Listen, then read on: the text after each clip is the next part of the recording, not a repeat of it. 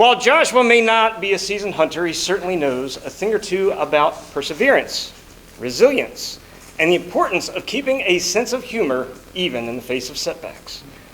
In his speech today, Joshua will share with us a funny hunting story that didn't go quite according to plan. But rather than get discouraged, Joshua found a way to learn from experience and apply those to his job search.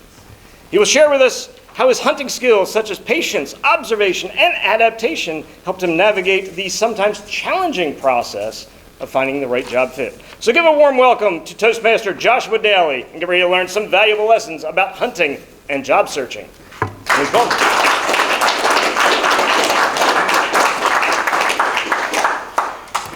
Good morning. Good morning. I grew up in a town called Gloversville, New York. Gloversville is situated about halfway between Montreal and New York City, in the heart of the foothills of the Adirondack Mountains.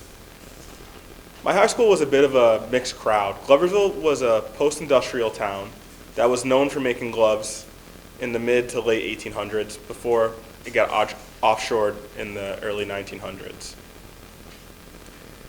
Every day I'd go to school, I'd see a mixed crowd. There would be people rapping in the parking lot, listening to hip-hop music, rock music. But then there also would be people from the country area that would be doing truck pulls, figuring out who had the best truck. But they both were pieces of junk. I had friends in many different groups, and we mostly all got along. But one area that always interested me was hunting. The reason for this was that I've always loved nature, I've always loved the outdoors. I wanted to join Boy Scouts, but my mom wouldn't let me because she said people who are in Boy Scouts are weird.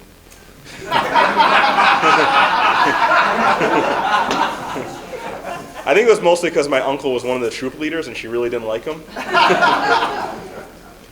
So being involved in nature, I had friends who liked to go hiking, friends who liked to go fishing.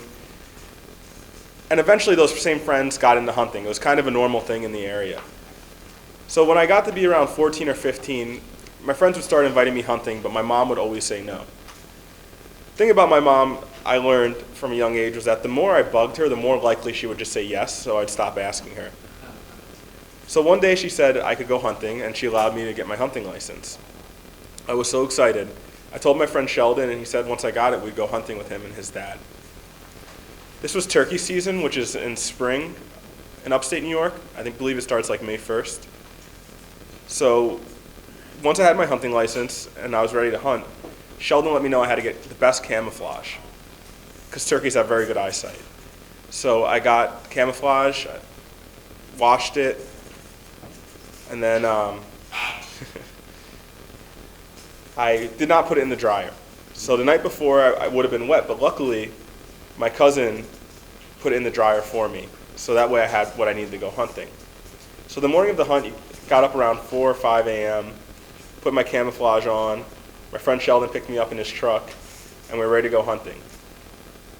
It was a beautiful morning, but it was one of those mornings where it's so nice you know it's going to be a hot day. So we got out in the woods, and before you know it, it was hot. I was sweating. I also had a lot of bug spray on me, which started to irritate my skin a little bit. I got the 50% deep bug spray, and I made the mistake of putting it on my hands. So while I was holding the shotgun, my hands actually started to melt into the plastic grip a little bit. So my friend Sheldon was not pleased with that. But we continued hunting nonetheless. We did not see a single turkey. I've only been hunting twice, and I've never seen a turkey hunting. So that's probably why he stopped taking me hunting. But as the day went on, I started to get itchy. I initially thought it was from the bug spray, so I took my shirt and I would wipe my face, and I became more and more itchy. What I didn't realize was my cousin Christy, when she put them in the dryer, she put them in the dryer with scented fabric softener or dryer sheets, and I have sensitive skin. So as the day got hotter and I sweated more, I'd wipe my face more and more. At one point, I was talking to my friend Sheldon, and he looked at me, and his eyes, he's like, "You need to go to the hospital right now." I didn't realize my eyes were swollen shut, my cheeks, everything. So I went back after a short hike, went into his truck, and he probably drove like 80 miles an hour. So we get to my house, and I tell my mom, and I was a bit of a knucklehead kid, so she had a non-reaction. She goes, just take a Benadryl. Because it had happened before with different things. So Sheldon thought I was going to die. I was freaked out. My mom was just smoking a cigarette, drinking coffee, and watching Law & Order. And if I could explain my childhood, that would be an easy way to do it. So I took the Benadryl and everything was okay. But what I learned from that situation is that you can be as prepared as you want, and things are not always going to go according to plan. When things aren't going according to plan, you have to stay calm. And when you need help, you got to make sure you have someone there who has your back and can calm you down. So while that was the first time I went hunting, I only went hunting one other time, I did have to hunt again, but it was for a job.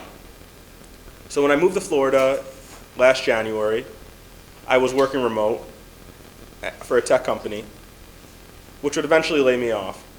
And I was really stressed out about that. I didn't know what to do. I felt in a sense of panic. Lots of people were being laid off. There was a lot of competition. But when I think back to that hunting story, being calm, thinking how to get through it, what I could do differently, it was the same line of thinking, just applied to a different field. When you go hunting for turkey, you see what's out there. You go to many different places. So when I was applying for jobs, I applied to many different fields, and I actually changed industries, and I'm loving my new career. So to conclude, although the sweat was ubiquitous, I learned a lot from that day, and I look back at it and laugh, even though that day I was not laughing. And no one in my school would probably take me out hunting again. While I may not have put the skills of observation, adaptation, and preservation to use while hunting, those skills have been very valuable to me in my job hunt and throughout my career. Thank you.